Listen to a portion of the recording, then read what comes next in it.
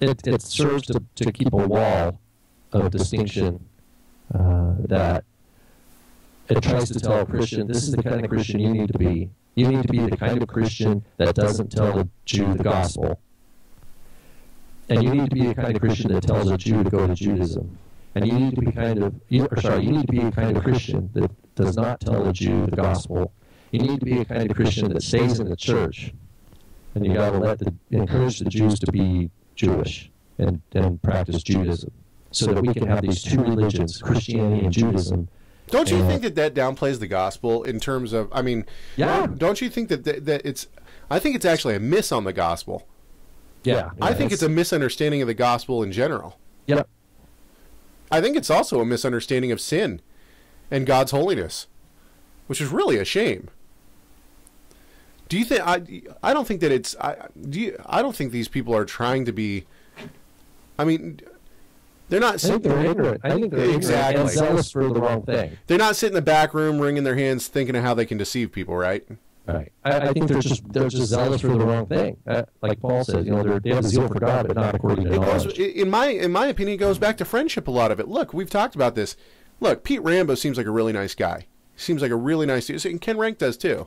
But they got this really good friend, Hanok, who's Jewish, Orthodox. They want, they want to include him. They want to be a witness to him in whatever way they can. But they can't imagine him going to hell.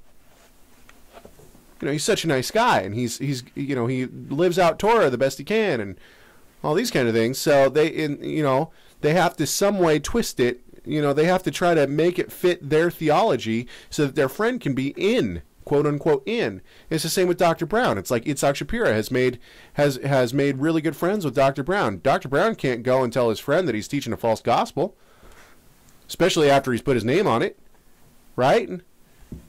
I mean, it just seems to me like human friendship here, it takes the trump card over truth and the gospel. Man, that is scary to me. Because Paul specifically says in Galatians 4 that anyone who preaches a different gospel than the one that Paul's preaching, and, well, he says the one that we are preaching, I assume that he's talking about the apostles, Timothy, himself, right?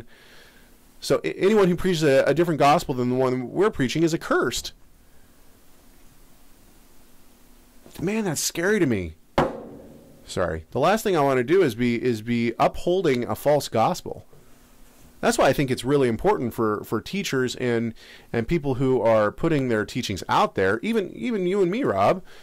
I mean, it's really important for us to be very solid on what we believe the gospel is and what we see the gospel to be in the If we don't, Caleb, you're right. If we don't, that means we're not building on rock. Yeah, exactly. If my house isn't going to stand strong in any storm, then I haven't dug deep enough, right?